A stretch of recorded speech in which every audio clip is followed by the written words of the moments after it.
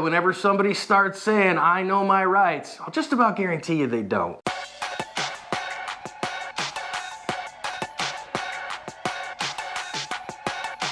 Hi friends, welcome to today's bonus badge cam lesson here at Active Self-Protection. I'm your host, John Correa. I'm your co-host, Mike Williver. Today's video comes from the Jurupa Valley Station of the Riverside County, California Sheriff's Department. Palm pepper spray has recently reformulated for even more effect when you bless the deserving with the hot sauce. Palm is what I use between a harsh word and a gun and encourage everyone to do likewise. Officers have pulled this truck over, at least ostensibly, because it has a very long overdue registration tag out of whack. We have audio for the badge cams, so let's listen in. Your tags? Oh, I for know, starters? I'm sure yours is 2018, right? Well, no, I just driver's got license. the truck. Driver's I license. just already got the trip, bro. So I'll go take it to the house and park it. If you got me a... Get out of the house. Get out of the house. Get out of the car. Get out of the car. Hands on the hood. What am I doing, bro? Hands up there, dude. What am I doing? Put your hands up there. For what? Bro, what the... Up there. What am I doing? I'm just gonna check you for weapons. For what turn weapons? Around. Just turn what around. Weapons? Turn around. What weapons? Turn around. What weapons? Sir, turn around. What weapons? Sir, turn around. For what? You can't Sir. search me out of my right. It's my goddamn right. Watch out. What the fuck? Let him go, let him go.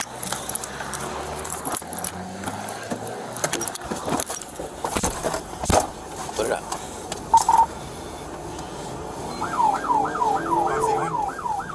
They chased this guy through town. He endangered a whole bunch of people in doing so, running lights and all that stuff. I cut it all out for the sake of time. They're about to finish that up. Let's listen in. Continuing over hill, field property.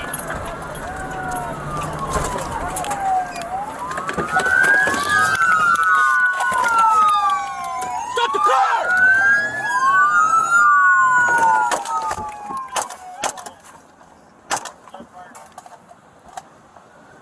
Stop the car! Stop the car! Hands up! Hands up! Hands up! You can see 3 of the shots from the deputy here. I believe he took at least 5. None of them struck the suspect. They did recover a privately manufactured firearm inside of the truck under the driver's seat after the driver gave himself up and was arrested. So he is being charged with aggravated assault against a police officer for backing the truck up, as well as felon in possession of a firearm, as well as charges for possession of a controlled substance. He was just on his way to Bible study, but now he's going to do some time in the Hooskow. What's the lesson in today's video, John? Pay your registration and you avoid all sorts of problems. Now, all the news story said here, Mike, was that this was about the registration that was out. But I don't know, man. This seems like maybe that was part of a larger picture here. A couple things, John. First of all, I know if he'd been shot and injured or shot and killed, the outcry would be man shot for expired tags. And I don't like that sort of intellectual dishonesty. He was shot at because he was actively trying to murder a deputy. Now, with that aside, I think likely what's happening here is that this deputy is assisting detectives or someone else with an investigation, and he's stopping this guy. He already knows this guy has almost certainly got guns and or meth and or whatever, or knows his criminal history and knows him to be violent or whatever. Because people, I'm sure people would rightly respond to the deputy's sort of attitude and demeanor, like, "Hey, what's up, dude? Why are you coming at me like that?" And I totally understand that. But my educated guess here, John, is that he is in fact assisting other units with an investigation, and so he already knows this guy. Probably knows he has a gun. Probably knows he has meth on board. Probably knows he has a reason to run and or fight. So deputies, officers, if you're in this position to be making these kinds of stops, you need to practice your combat breathing. You know you're potentially about to be in a gunfight, potentially about to be in a knockdown dragout. So of course you're nervous. Of course you're amped up. But you've got to get yourself calmed down. We heard a couple times where he's like, "Hey, get out of your house," or step out of your home. And he told him for a second, "Put your hands on the wheel." You can't make that kind of mistake. Telling him to put his hands on the wheel, if you say that, even by accident, and then he reaches inside the car and you shoot him, you're going to have a problem, because at this point, he's doing exactly what you told him to do. And for that reason, you ended up shooting him. It's not going to look good. You're going to be facing charges and potentially have shot someone who didn't need to be shot. So all these things need to be factors you consider. Make sure you get yourself right.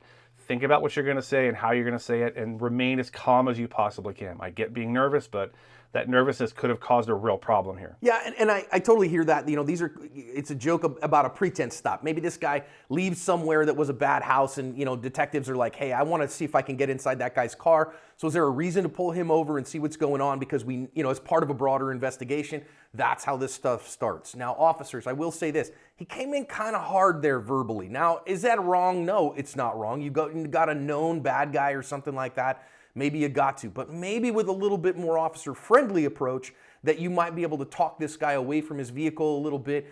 I also am going to guess that he probably has the gun on his person. Now, they recovered it from under his driver's seat when they took him into custody, but I don't know when that was. And so the fact that he's backing away from a search, if the gun was under the seat, there's no reason to worry about a search, right? So my guess is that's probably why that is. But officers, hear me, sometimes a little bit of verbal judo goes a long way. Yeah, and I would like to see them either get in on him and get him and force him into custody right now, or back off, one of the two.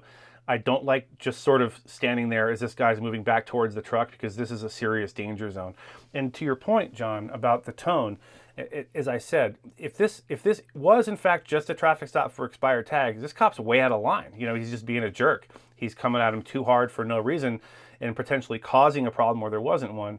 If that was the case, then I take back everything I said. But I strongly suspect that he already knew this guy was going to go into custody, probably strongly suspected or knew he was armed, and that's why he came at him that way. But I agree, if you can slow roll it and just act like any other traffic stop, you're probably better off. Yeah, and again, that's just human psychology, right? Hey man, we're friends, I get it. I don't need you to know that I know you're a dirtbag right now until I can get you into a place that's a little safer for me and for us, and so we all get into custody without having shots fired and making the national news tonight. Now, the guy's getting frustrated. Okay, he's done time. He knows that he's got meth in the car. He knows he's got a gun either on his person or in the car. My guess is on his person, and he doesn't want to be searched. But here's the thing. I really think that from the private citizen side here, that jumping back in the car, I know my rights, you can't do that, officer, that is literally never going to work. It is just not going to work on the side of the road. As a private citizen, and again, this is my life, right? I've never been a law enforcement officer, but as a private citizen, officer, I don't consent to searches. That's what that is. And his badge cam's running. Officer, I do not consent to any searches. That said, the officer has the right to a Terry frisk. They can ask you to get out of the vehicle. They can order you out of the vehicle and do a brief pat down, external pat down for weapons for officer safety and for the safety of the community. That's completely a legal thing that they can do. So screaming about my rights doesn't help here, and it's never going to be effective. Yeah, I mean, listen, I'm the most libertarian law enforcement officer, especially Fed, you're ever going to meet in your life. I don't like government overreach. I don't like cops getting out of their lane and doing things extrajudicially. However, Pennsylvania v. Mims is a very famous Supreme Court decision in law enforcement circles, and basically establishes the ability within the law for an officer who's on a lawful traffic stop to order any one of the passengers or the driver out of the vehicle. It's settled case law. If you don't like that, if that bothers you, and I understand why it would, call your legislature, try to get something done about it. But on the side of the road is not the place to do it. I think what John said's perfect. I do not consent to any search, and let the officers do their job and figure out how they're going to get in that car, and maybe they won't. Now, I want to go back just a moment, John, to when this guy was standing outside the car. His hands were sort of moving all around. Deputies, officers, if you're watching this, if this is a training film for you, watch the hands. I can almost guarantee you at some point he was sort of touching his waistband and moving his hands around. They will give away where the weapon is, whether it's a knife or a gun. They're going to tap it with the back of their hand as a sort of a reassurance, kind of like you would on a traffic stop. Pat your holster to be like, okay, warm fuzzy, my gun's there, I'm good. I can almost guarantee you he made a gesture or a movement or something, or tapped it, or kind of gave away the location to that gun. And I think you're right, John. I'm pretty sure this guy had it on him in this moment and stuffed it under the seat to try to avoid catching a charge for prohibited possessor. Yeah, and not only prohibited possessor, but in the state of California, it's a privately manufactured firearm, and so they frown on those kinds of things. I don't think they should, but they do. And so, okay, fine. Now, I will say in the news story, the officer said that the chief said that the officer was dragged. I think that's probably maybe stretching the truth a little bit. I don't know that he was dragged very far anyway. Pushed maybe. But now they chase the guy all over hither and yon, right? And the guy has clearly endangered the public, and now a felony stop is imminent. So again, officers, combat breathing, right? Make sure you're breathing that box breathing and talking about what's our roles here, what are we gonna do, how are we gonna take this guy into custody, and remember that calm is a superpower. Now he comes out and immediately has a gun out on this guy, and I think not only is that reasonable, it's necessary. We are now in a felony stop. We now have a high likelihood, given all the totality of the circumstances here, of this guy coming out with a gun or something like that. So having a gun out here, especially in light of what did happen, I think is really smart. Concur. I don't love being in the door frame for this very reason. It's kind of, first of all, that door frame itself doesn't provide a lot of actual serious cover. If this guy's got any kind of serious firearm, you're not really safe there. I know a lot of the door panels in modern cruisers have 3A armor in them, so that's great. But this positioning isn't the best possible positioning.